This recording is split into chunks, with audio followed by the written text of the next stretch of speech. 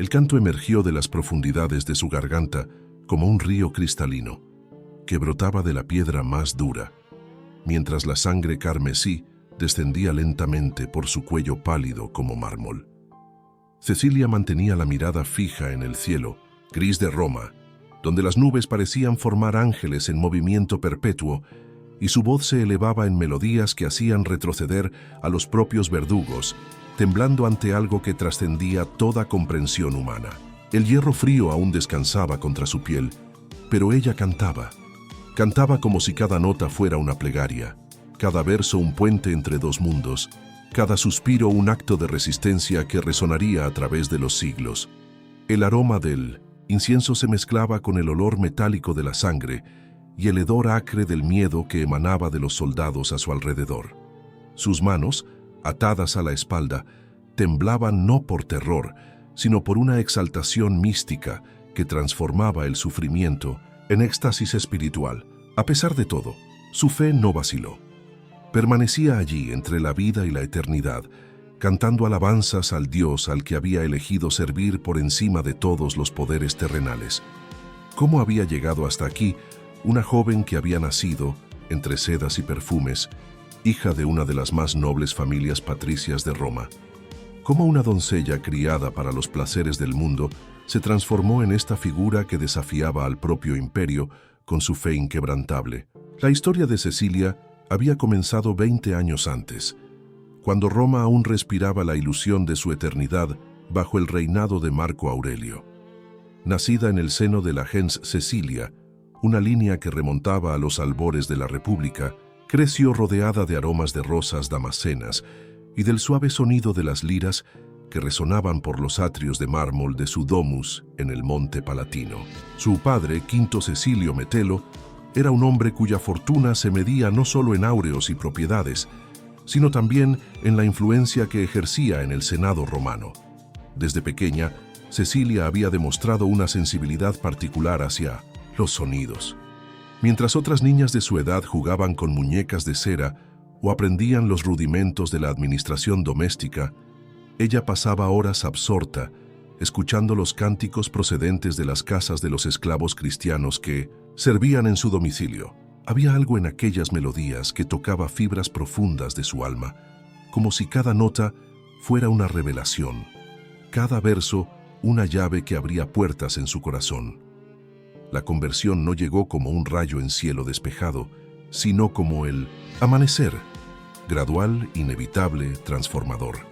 Fue a través de Urbano, un viejo esclavo griego que cuidaba la biblioteca familiar, que Cecilia conoció las palabras de Cristo.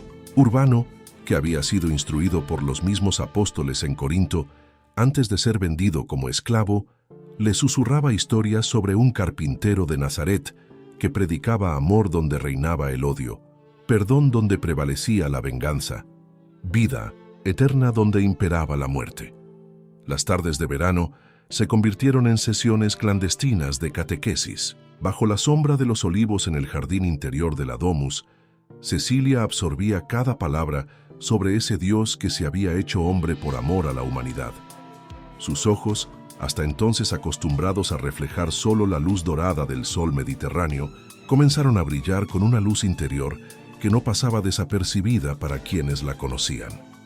Quinto Cecilio, hombre pragmático y devoto de los dioses tradicionales de Roma, observaba los cambios en su hija con inquietud creciente.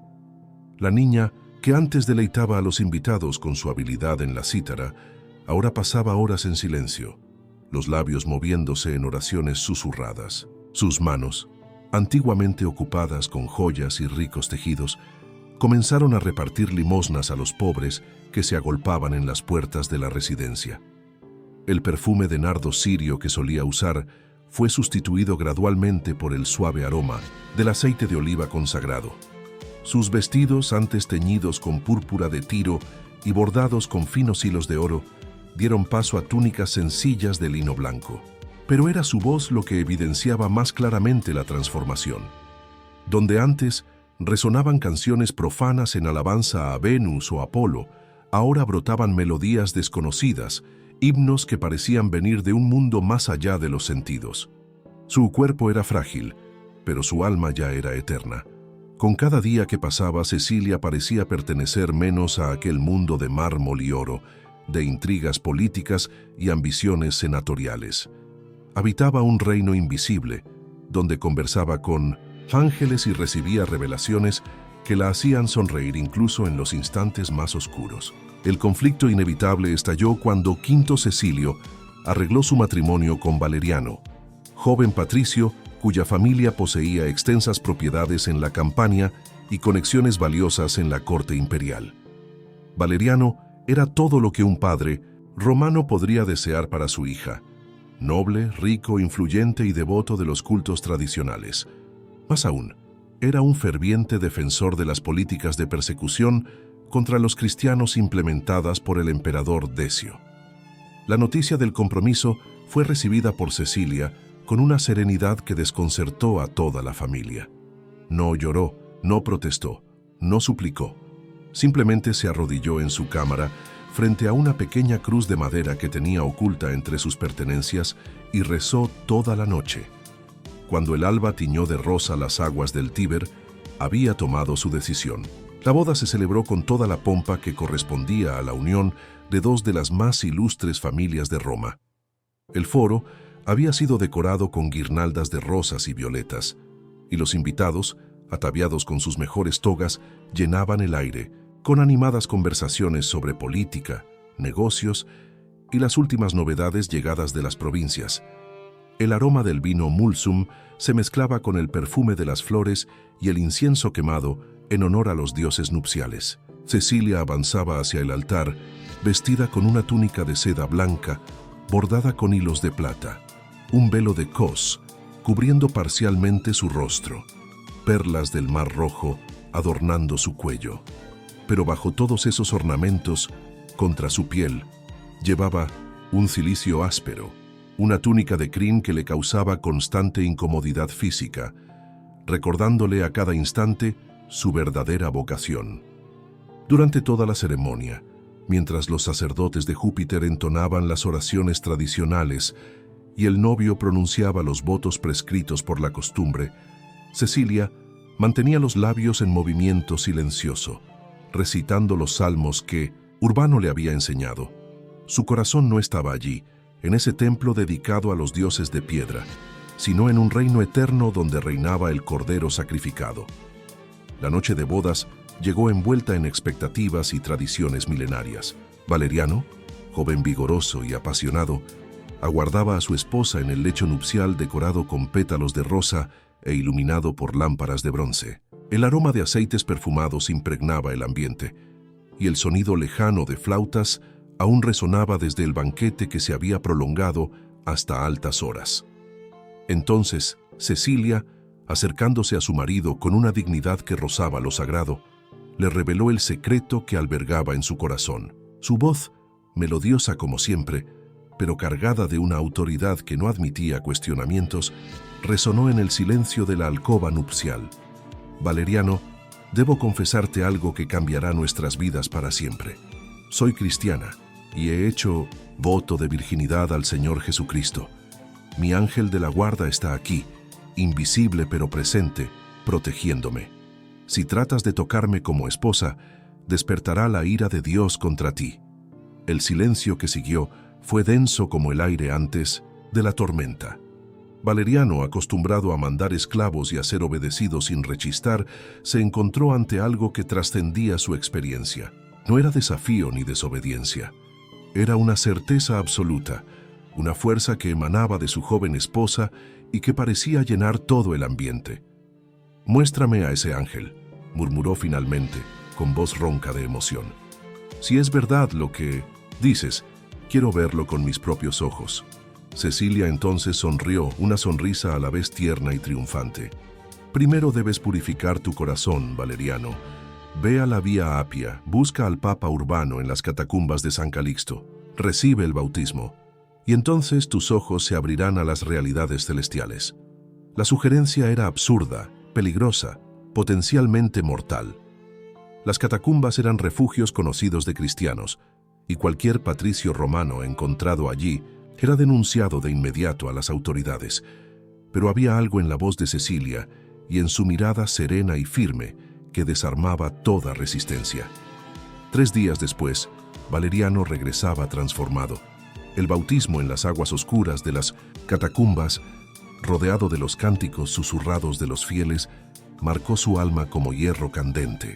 Cuando entró en el lecho nupcial y vio a Cecilia en oración, postrada ante su cruz de madera, también pudo ver, luminoso, majestuoso, casi insoportablemente bello, el ángel que la custodiaba.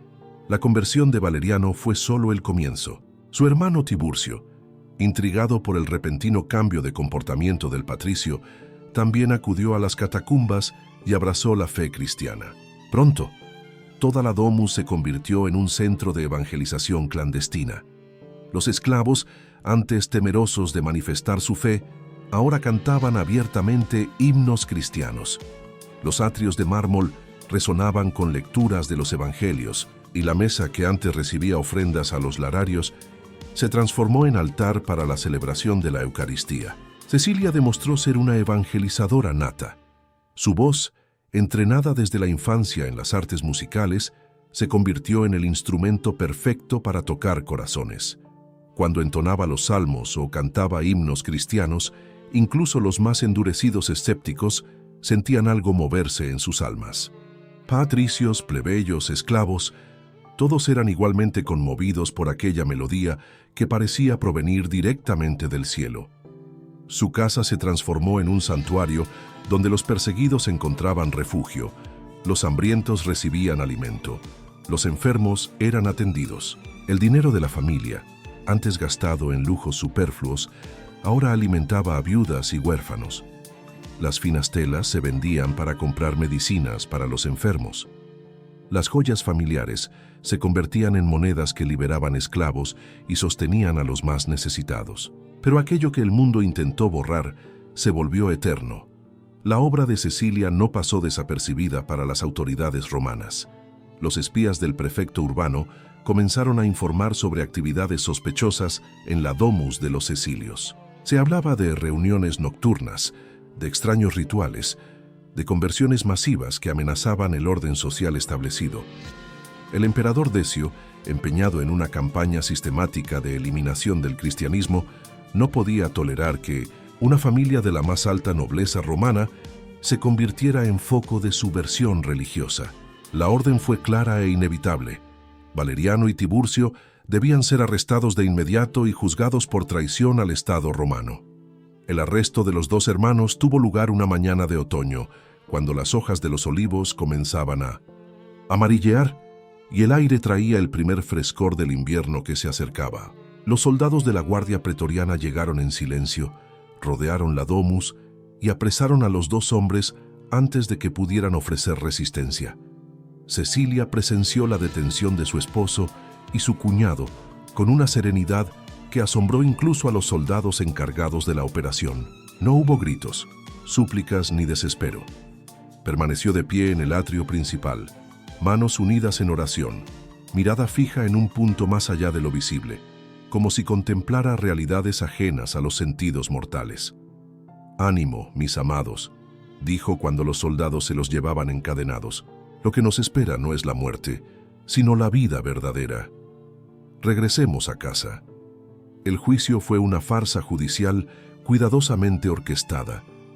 Valeriano y Tiburcio fueron acusados de traición, sedición y sacrilegio. Los testigos de la acusación, debidamente sobornados, relataron con detalle las actividades cristianas en la domus de los Cecilios. Hablaron de reuniones secretas, de rituales extraños, de conversiones que contaminaban la pureza de la religión romana. El prefecto Urbano, Almacio, era un hombre conocido por su crueldad y su fanático odio a los cristianos. Les ofreció a los 2 hermanos una única oportunidad de salvación: renegar públicamente de la fe cristiana, ofrecer sacrificios a los dioses tradicionales de Roma y denunciar a otros cristianos conocidos.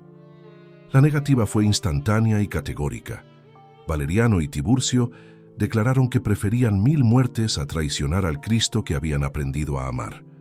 Sus voces resonaron en el tribunal con una firmeza que hizo que varios de los presentes bajaran la mirada. conmovidos por una dignidad que trascendía la situación. La sentencia se cumplió en la Vía Apia, en el mismo lugar donde tantos cristianos ya habían derramado su sangre por la fe. Cecilia, que había obtenido permiso para acompañar a los dos hombres en sus últimos momentos, permaneció junto a ellos hasta el final, entonando suavemente los himnos que habían aprendido juntos en tiempos de alegría. Cuando todo terminó, cuando el silencio se posó sobre el camino polvoriento manchado de sangre, Cecilia recogió los cuerpos y les dio una sepultura digna en las catacumbas cristianas. No lloró. Sus lágrimas se habían convertido en cánticos, su dolor en alabanza, su luto en esperanza. Pero su historia estaba lejos de concluir. La muerte de Valeriano y Tiburcio solo incrementó la determinación de Cecilia para continuar la obra de evangelización. Ahora viuda y dueña de una inmensa fortuna, tenía total libertad para dedicarse a la propagación de la fe cristiana. Su casa se transformó en un verdadero monasterio. Cecilia reunió a su alrededor a un grupo de jóvenes cristianas que, como ella, habían consagrado sus vidas a Dios. Juntas, formaban un coro celestial que entonaba alabanzas durante todo el día y parte de la noche. El sonido de sus voces unidas resonaba por los barrios vecinos, atrayendo multitudes de curiosos que a menudo salían convertidos. La actividad caritativa se intensificó.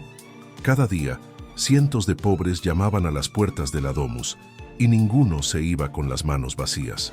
Cecilia había organizado una auténtica red de asistencia social que atendía a los necesitados de toda Roma. Médicos cristianos ofrecían tratamiento gratuito, abogados defendían a los oprimidos sin cobrar honorarios, comerciantes cristianos vendían alimentos a precios simbólicos a las familias más vulnerables. El aroma de pan fresco se mezclaba con el perfume de ungüentos medicinales y el incienso de las oraciones continuas. Los atrios de la casa resonaban con las risas de los niños huérfanos que encontraban allí refugio, con las lágrimas de gratitud de las viudas socorridas, con los cánticos de exesclavos liberados por la generosidad cristiana. Pero esa intensa actividad no podía permanecer indefinidamente oculta a los ojos de las autoridades. El prefecto Almacio, irritado por la creciente influencia cristiana en la ciudad, decidió acabar de una vez por todas con quien consideraba la principal responsable de la contaminación religiosa de Roma. La denuncia le llegó a través de un esclavo libertado que había sido despedido de la Domus de Cecilia por robo. Sediento de venganza, relató con detalle todas las actividades cristianas que había presenciado, mencionando nombres, fechas y lugares de reunión. Su descripción fue tan precisa y convincente que Almacio decidió actuar de inmediato. El arresto de Cecilia se planificó para causar el máximo impacto psicológico. En lugar de detenerla discretamente, como había ocurrido con Valeriano y Tiburcio, Almacio ordenó que la operación se efectuara a plena luz del día, ante una multitud de curiosos. En la mañana elegida, cuando Cecilia conducía a sus compañeras en una sesión de cánticos en el jardín de la Domus, los soldados irrumpieron en la propiedad como una luz humano. El contraste fue brutal. De un lado, la suave melodía de las pimpas entoacentas, voces femeninas elevándose al cielo. Del otro, el estruendo metálico de las armaduras y el seco ruido de las botas militares sobre el mármol. Cecilia no mostró ni sorpresa ni miedo. Cuando el centurión anunció la orden de arresto, ella simplemente pidió unos momentos para terminar el himno que estaban cantando. Su voz siguió firme y melodiosa hasta la última nota, mientras sus compañeras, menos preparadas, comenzaban a sollozar de terror. «No temáis», dijo al volverse hacia las jóvenes cristianas que la acompañaban. «Lo que nos parecen tribulaciones son solo escalones que nos acercan más a nuestro Señor. Continuad la obra que comenzamos juntas. La semilla fue plantada, ahora crecerá incluso sin nuestra presencia». El juicio de Cecilia fue un espectáculo meticulosamente preparado para quebrar definitivamente la resistencia cristiana en Roma. Almacio reunió en el foro a los principales senadores, magistrados y líderes religiosos de la ciudad. Pretendía que la humillación pública de quien era considerada la líder espiritual de los cristianos romanos sirviera de ejemplo aterrador para todos los demás. Pero Cecilia convirtió el tribunal en una cátedra. En lugar de defenderse de las acusaciones, comenzó a evangelizar a sus propios acusadores. Su voz, educada desde la infancia para cautivar audiencias, resonaba por el foro con una autoridad que dejaba a la multitud en completo silencio. Habló del amor de Cristo, de la vida eterna, de la futilidad de los dioses paganos. Citó filósofos griegos, poetas latinos, historiadores romanos, todo para demostrar que la fe cristiana no era una superstición bárbara, sino la culminación de toda la sabiduría humana. Su argumentación fue tan brillante, su lógica tan impecable, que muchos de los presentes comenzaron a cuestionar sus propias creencias. Almacio, dándose cuenta de que estaba perdiendo el control de la situación, intentó intimidarla con amenazas de tortura y muerte. Pero Cecilia respondió con una serenidad que lo desconcertó por completo. «Almacio, puedes arrancarme la vida del cuerpo, pero no puedes tocar la vida del alma. Esta pertenece a Cristo y nadie puede arrebatármela». La sentencia fue inevitable: muerte por decapitación, que debía ejecutarse en su propia casa como forma de humillación adicional. Almacio quería que el lugar donde tantos habían encontrado esperanza y consuelo se convirtiera en el escenario de su derrota final. Pero ni siquiera en el momento de la ejecución, Cecilia se mostró turbada.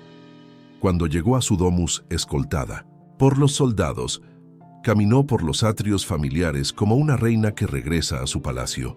Las paredes de mármol, las columnas ornamentadas, los impresionantes mosaicos, todo aquello que había sido escenario de su vida terrenal, ahora sería testigo de su transición a la eternidad.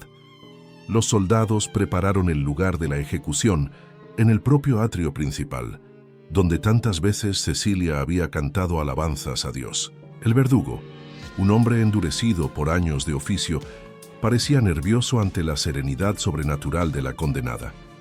Cecilia pidió permiso para hacer una última oración y se arrodilló en el mismo lugar donde solía postrarse ante su cruz de madera. Sus palabras ascendieron al cielo como incienso, cargadas de gratitud por una vida dedicada al servicio divino y de esperanza en el reencuentro eterno con quienes había amado.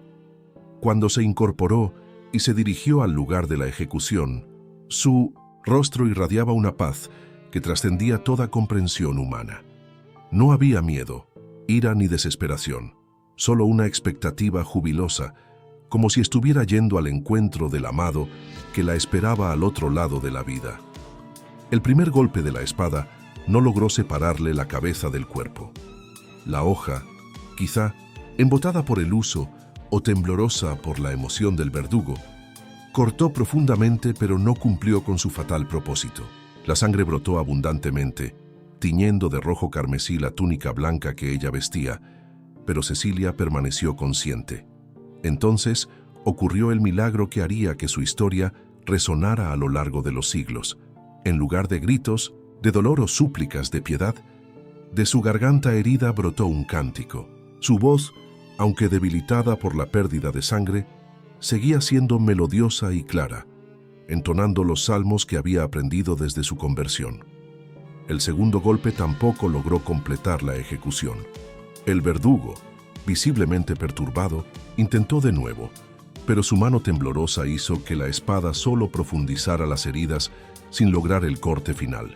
Era como si una fuerza invisible protegiera a Cecilia, manteniéndola consciente y capaz de proseguir su canto. Durante 3 días enteros, Cecilia permaneció en ese estado intermedio entre la vida y la muerte, cantando sin cesar.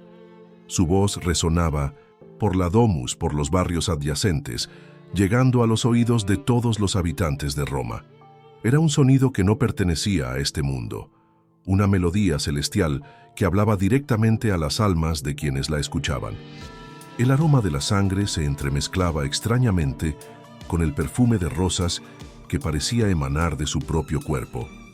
Los presentes relataban una fragancia sobrenatural que impregnaba todo el ambiente, como si ángeles invisibles derramaran preciosos ungüentos sobre la agonizante. Durante esos 3 días, Cecilia continuó su ministerio incluso al borde de la muerte. Entre un salmo y otro, consolaba a los afligidos, instruía a los conversos y repartía sus últimas posesiones entre los pobres. Sus manos, aunque débiles por la pérdida de sangre, aún podían bendecir a quienes se acercaban. Los soldados, inicialmente resueltos a cumplir la sentencia, se encontraban ahora completamente desconcertados. ¿Cómo ejecutar a alguien que parecía ya habitar entre dos mundos? ¿Cómo silenciar una voz que resonaba con autoridad divina? ¿Cómo destruir una fe que se fortalecía en el propio instante de la prueba? Almacio, informado de lo que sucedía, ordenó que los soldados se retiraran del lugar.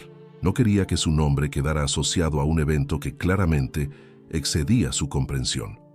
La ejecución había fracasado, pero él prefirió fingir que nada había ocurrido antes que admitir su impotencia ante aquel fenómeno inexplicable. Al tercer día, cuando el sol comenzaba a declinar en el horizonte, tiñendo de oro las aguas del Tíber, la voz de Cecilia se elevó en una última melodía.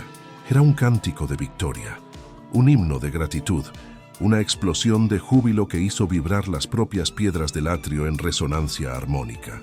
Entonces, suavemente, como la brisa que se extingue al caer la noche, su voz fue menguando hasta convertirse en un susurro casi inaudible. Sus labios continuaron moviéndose por unos instantes, como si conversara íntimamente con visitantes invisibles, hasta que finalmente se aquietaron en la paz eterna. Su cuerpo permaneció intacto, como si el tiempo se hubiera detenido a su alrededor. No hubo rigidez cadavérica, descomposición ni señal alguna de los procesos naturales de la muerte. Al contrario, su rostro irradiaba una serenidad luminosa. Su cabello conservaba el brillo dorado de la juventud.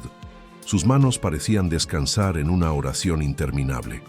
La noticia de su tránsito se difundió por Roma con la velocidad del viento. Miles de personas acudieron a su domus para rendir homenaje a quien había transformado el sufrimiento en cántico, la persecución en triunfo, la muerte en vida eterna.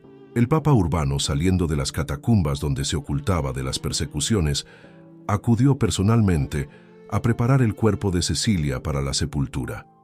Relató más tarde que, al tocar su cuerpo aún tibio, sintió una vibración sutil, como si una música inaudible aún resonara en sus fibras. Cecilia fue sepultada en las catacumbas de San Calixto, en el mismo lugar donde Valeriano había recibido el bautismo y donde tantos cristianos hallaban su descanso eterno. Pero su tumba pronto se convirtió en un sitio de peregrinación, visitado por fieles de todo el imperio que acudían a buscar intercesión de la santa que había vencido a la muerte con su cántico. Su casa fue transformada en una iglesia, la primera dedicada a su nombre, aunque no la única. A lo largo de los siglos, templos en su honor se levantaron en todas las regiones del mundo cristiano, cada uno resonando de alguna manera con aquella melodía celestial que ella había entonado en sus últimos días. Los relatos de milagros en su tumba se multiplicaron rápidamente. Los mudos recuperaban la voz, los sordos volvían a oír, los músicos hallaban inspiración, los compositores recibían melodías celestiales. Su intercesión resultaba especialmente poderosa para quienes, al igual que ella, dedicaban su vida a la música sacra. Siglos más tarde, cuando el emperador Constantino legalizó el cristianismo y Roma se convirtió en cristiana, el nombre de Cecilia ya resonaba en toda la iglesia como ejemplo supremo de fe inquebrantable. Teólogos escribieron tratados sobre su vida, artistas crearon obras inmortales inspiradas en su historia, compositores le dedicaron sus más bellas creaciones. Pero tal vez el mayor milagro de Cecilia fue la transformación que operó en la propia naturaleza del martirio cristiano. Mientras otros santos enfrentaron la muerte con valentía y resignación, ella la convirtió en celebración. Su cántico de 3 días redefinió para siempre la manera en que los cristianos comprenderían el sufrimiento redentor. Aquello que el mundo intentó apagar se volvió eterno. El imperio que la persiguió se derrumbó. Los emperadores que firmaron su sentencia fueron olvidados.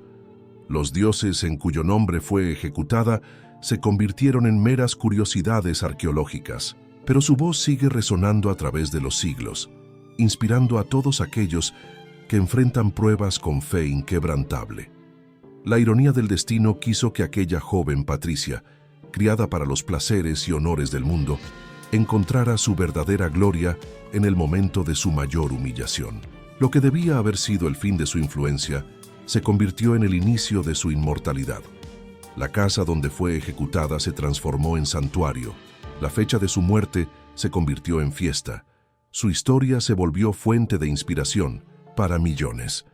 Hoy, más de 17 siglos después, cuando músicos se reúnen para celebrar su arte, cuando coros entonan himnos sagrados, cuando compositores buscan inspiración celestial, es el nombre de Cecilia el que invocan. Ella que transformó su propia ejecución en sinfonía, que convirtió su sufrimiento en alabanza, que convirtió su muerte en renacimiento para la eternidad.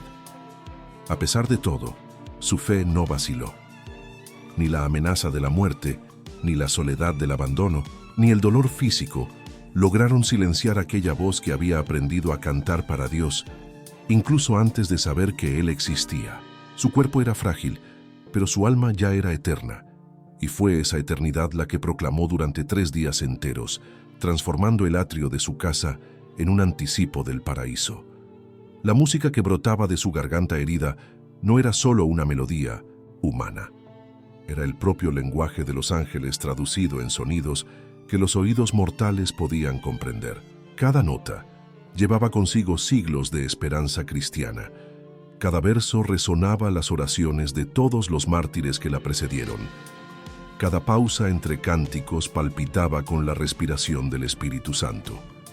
Quienes la escucharon relataron, más tarde, que su voz cambiaba constantemente de registro y timbre, como si estuviera acompañada por un coro invisible. A veces sonaba como la melodía cristalina de una joven virgen, otras como la armonía profunda de ancianos venerables, en ocasiones como la polifonía celestial de multitud de ángeles. Era como si toda la iglesia militante y triunfante se uniera a esa voz solitaria para proclamar la victoria final de la fe sobre la muerte. El fenómeno trascendió las fronteras religiosas y sociales de Roma. Senadores paganos, acostumbrados a despreciar las manifestaciones emocionales como signos de debilidad, se encontraban llorando sin poder explicar la razón.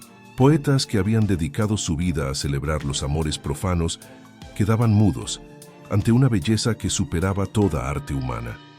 Músicos que se consideraban maestros en su oficio reconocían humildemente que jamás habían oído algo tan perfecto. Pero fue entre los pobres y oprimidos donde el cántico de Cecilia encontró su resonancia más profunda. Esclavos que soportaban azotes diarios hallaban fuerzas para perdonar a sus verdugos. Viudas desamparadas descubrían esperanza más allá de la miseria presente. Huérfanos abandonados se sentían abrazados por un amor que trascendía todas las pérdidas terrenales. Durante esos 3 días, toda Roma pareció suspender sus actividades habituales. El comercio en el foro disminuyó drásticamente, las termas se vaciaron, los circos cancelaron sus espectáculos. Era como si la ciudad entera hubiera caído en un trance colectivo, hipnotizada por esa voz que proclamaba verdades eternas en un lenguaje que dispensaba traducciones. Las autoridades imperiales, inicialmente dispuestas a reprimir cualquier manifestación relacionada con el incidente Cecilia, pronto percibieron que estaban ante algo que escapaba completamente a su control. ¿Cómo prohibir a la multitud escucharla? ¿Cómo silenciar una voz que ya había trascendido las limitaciones físicas? ¿Cómo castigar un fenómeno que desafiaba todas las leyes naturales conocidas? Algunos oficiales más pragmáticos sugirieron aprovechar el evento para demostrar la tolerancia romana, convirtiendo a Cecilia en una curiosidad exótica que daría fe de la grandeza y magnanimidad del imperio. Otros, más conservadores, insistían en que se trataba de una amenaza al orden establecido que debía ser eliminada a cualquier coste. Pero todas esas discusiones se volvieron irrelevantes cuando, en la mañana del 4.º día, la voz finalmente se extinguió. El silencio que descendió sobre Roma fue tan absoluto e impactante como había sido el cántico. Era como si la propia ciudad contuviera el aliento, esperando que esa melodía celestial regresara. Multitudes permanecieron en vigilia ante la Domus de Cecilia durante días enteros, deseando presenciar de nuevo el prodigio.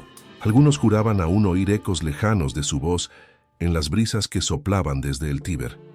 Otros afirmaban percibir fragmentos de sus melodías en el canto de los pájaros o en el murmullo de las hojas de los olivos. El cuerpo de Cecilia, cuando finalmente fue preparado para el entierro, presentaba características que desafiaban toda explicación médica de la época. No había signos de descomposición, a pesar de los días transcurridos desde su tránsito. Su piel conservaba la textura sedosa de la juventud, su cabello mantenía el brillo dorado, sus labios seguían rosados, como si todavía latiera vida en sus venas. Más extraordinaria aún fue la posición en que su cuerpo fue hallado. Sus manos estaban dispuestas de manera peculiar, 3 dedos de la mano derecha extendidos, un dedo de la mano izquierda erguido. Los teólogos interpretaron esta configuración como una proclamación final de fe en la Santísima Trinidad, una confesión silenciosa pero elocuente de su creencia en el Dios uno y trino. Sus ojos, cuando fueron cerrados por quienes preparaban el cuerpo, resistieron por momentos antes de ceder al toque humano, como si aún contemplaran visiones que trascendían los límites de la percepción mortal. Testigos relataron que durante instantes se observaban reflejos dorados en sus pupilas, como si fragmentos de la luz celestial que había contemplado permanecieran impresos en su retina. El aroma que emanaba de su cuerpo resultaba indescriptible. No se asemejaba a ninguna fragancia conocida, ni siquiera a las especias más exóticas traídas de Oriente. Era un perfume que evocaba primaveras eternas, jardines celestiales, aires puros de montañas sagradas. Quienes lo inhalaban sentían elevarse sus almas, como si fueran transportados momentáneamente a regiones más allá del tiempo y del espacio. La preparación del cuerpo para el entierro se convirtió en una ceremonia que atrajo a cristianos de todas las partes del imperio. Provenientes de la Galia, Hispania, África, Asia Menor, peregrinos llegaban a Roma para rendir homenaje a quien había convertido el martirio en una sinfonía celestial. El Papa Urbano, a pesar de los riesgos que enfrentaba durante la persecución, no dudó en oficiar personalmente los ritos fúnebres. Su voz, aunque tembló por la emoción y la avanzada edad, resonó en las catacumbas de San Calixto proclamando la victoria de la fe sobre la muerte, la esperanza sobre la desesperación, el amor sobre el odio. «Hermanos», dijo a la multitud de fieles apiñada en los pasillos subterráneos, «no lloremos por Cecilia como si hubiera perdido algo. Ella solo cambió un cántico temporal por una melodía eterna, una voz humana por una armonía angelical, una vida limitada por una existencia infinita. El entierro tuvo lugar en una cripta especialmente preparada, decorada con frescos que representaban escenas de la vida celestial, ángeles músicos, santos entonando alabanzas, multitudes adorando al Cordero. Todas esas imágenes parecían cobrar vida cuando eran iluminadas por las lámparas de aceite que ardían continuamente en honor a la santa. Pero incluso después de enterrada, la influencia de Cecilia continuó expandiéndose de manera extraordinaria. Su tumba se convirtió rápidamente en uno de los lugares de peregrinación más visitados del mundo cristiano, rivalizando en importancia con los sepulcros de los propios apóstoles. Los milagros que allí ocurrían estaban especialmente relacionados con la música y la voz. Cantores que habían perdido sus facultades vocales las recuperaban al instante al tocar su sepultura. Compositores en crisis creativa hallaban inspiraciones sublimes durante sus vigilias junto al sepulcro. Instrumentistas descubrían armonías imposibles, melodías que parecían venir directamente del paraíso. Pero los prodigios no se limitaban al ámbito musical. Mudos de nacimiento, pronunciaban sus primeras palabras al ser llevados ante sus reliquias. Sordos que jamás habían escuchado sonido alguno, eran curados al instante, y lo primero que oían era una melodía celestial que solo ellos podían percibir. Casos aún más extraordinarios eran relatados por quienes se hallaban en situaciones de persecución religiosa. Cristianos encarcelados en prisiones imperiales afirmaban escuchar la voz de Cecilia durante las torturas, dándoles fuerzas para soportar el sufrimiento. Mártires que caminaban hacia la ejecución decían ser acompañados por cánticos invisibles que transformaban su miedo en júbilo. La fama de Cecilia se extendió mucho más allá de las fronteras del Imperio Romano. Comerciantes que viajaban a lo largo de la ruta de la seda llevaban sus historias hasta China e India. Navegantes que cruzaban el Mediterráneo contaban sus leyendas en puertos de África y Asia Menor. Soldados destacados en las fronteras del Rin y el Danubio susurraban sus hazañas al oído de los pueblos bárbaros germánicos. En cada región donde llegaba su historia, Cecilia era adaptada a las tradiciones musicales locales, pero siempre conservando su esencia fundamental, la de una joven que había vencido a la muerte a través del cántico, que había convertido el sufrimiento en alabanza, que había hallado en la música el puente perfecto entre lo humano y lo divino. Compositores de todas las épocas la buscarían como su inspiración suprema. Desde los himnos gregorianos de los primeros siglos hasta las sinfonías barrocas, desde las melodías románticas hasta las experiencias musicales contemporáneas, el nombre de Cecilia sería invocado siempre que la música humana tratara de tocar las esferas celestiales. Pintores y escultores la hallarían en ella un tema inagotable. A veces la retrataban como joven patricia romana, otras como virgen mística en éxtasis, otras como mártir triunfante, otras como ángel terrestre entonando alabanzas eternas. Cada época, cada cultura, cada movimiento artístico descubría en su figura aspectos nuevos e inspiradores. Teólogos escribirían tratados completos sobre el significado espiritual de sus 3 días de cántico agonizante. Algunos interpretarían ese fenómeno como prefiguración de la resurrección, otros como manifestación de la vida eterna que ya obraba en ella antes de la muerte física. Místicos verían en ello el ejemplo perfecto de la unión del alma con Dios a través de la música sagrada. Filósofos cristianos utilizarían su historia para demostrar que la verdadera victoria no reside en evitar el sufrimiento, sino en transformarlo en instrumento de glorificación divina. Su vida sería citada como prueba de que la fe auténtica no solo soporta las tribulaciones, sino que las transfigura en oportunidades de crecimiento espiritual. Educadores cristianos harían de su historia un ejemplo fundamental para la formación de los jóvenes. A través de su ejemplo, enseñarían que la verdadera nobleza no radica en el nacimiento o la riqueza, sino en la dedicación al servicio de Dios y del prójimo. Su vida demostraría que la belleza física y la educación refinada hallan su verdadero sentido cuando se ponen al servicio de ideales superiores. Siglos después, cuando la Iglesia comenzó a organizar formalmente el calendario litúrgico, el nombre de Cecilia fue incluido entre los santos de mayor veneración. Su festividad, celebrada el 22 de noviembre, se convirtió en una de las más populares del año cristiano, especialmente entre músicos, cantantes y todos aquellos que de alguna forma dedicaban su vida al arte musical. Cofradías de músicos en toda la Europa medieval se pusieron bajo su protección. Conservatorios de música fueron fundados en su honor. Conciertos sagrados se organizaban anualmente para celebrar su memoria. Su figura llegó a asociarse de tal manera con la música cristiana que resultaba imposible separar una de la otra. Pero quizás el aspecto más impresionante de su legado fue la forma en que redefinió la propia naturaleza del martirio cristiano. Antes de Cecilia, los mártires eran venerados sobre todo por su valentía al enfrentar la muerte.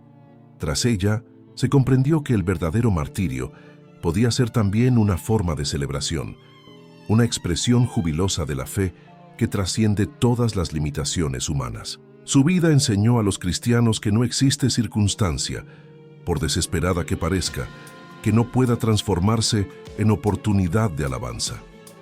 Su muerte demostró que la verdadera victoria espiritual no radica en escapar de las tribulaciones, sino en encontrar en ellas el camino hacia la santificación. La paradoja de Cecilia reside precisamente en esto. Aquella que debía haber sido silenciada para siempre por la espada del verdugo, se convirtió en la voz que resuena con mayor claridad a través de los siglos. Aquella que fue ejecutada por desafiar el poder imperial, se transformó en la figura que inspiraría a emperadores cristianos. Aquella que fue perseguida por su fe, se convirtió en la patrona de quienes expresan su fe a través de la música. Aquello que el mundo intentó borrar se volvió eterno. La sangre que debía haber manchado su memoria se convirtió en el perfume que atrae a peregrinos de todo el mundo. Las heridas que debían haber desfigurado su belleza se convirtieron en señales gloriosas de su victoria sobre la muerte. El silencio que debía haber resultado de su ejecución se transformó en la melodía más perdurable de la historia humana. A pesar de todo, su fe no vaciló, y es precisamente esa inquebrantable confianza en Dios la que continúa inspirando a quienes enfrentan persecuciones, dificultades o retos aparentemente insuperables. Su ejemplo enseña que la verdadera fuerza no reside en los músculos ni en las armas, sino en la capacidad de mantener la esperanza aún en las circunstancias más adversas. Su cuerpo era frágil, pero su alma ya era eterna, y fue esa eternidad la que logró comunicar a través de su cántico agonizante, transformando un momento de extrema vulnerabilidad humana en una manifestación de la fuerza divina que habita en cada persona que se entrega por completo al amor de Dios. Hoy, 17 siglos después de aquellos 3 días extraordinarios, cuando músicos se reúnen para crear belleza a través de los sonidos, cuando compositores buscan melodías que conmuevan las almas de los oyentes, cuando cantantes elevan sus voces en alabanza al Creador, es inevitable que el espíritu de Cecilia se haga presente, inspirándolos a convertir su arte en un puente entre la tierra y el cielo. Su historia permanece como testimonio eterno de que existe una música más profunda que todas las melodías humanas, la música del alma que encontró su armonía perfecta con la voluntad divina y que por ello puede transformar incluso los momentos más oscuros en oportunidades de glorificación y alabanza.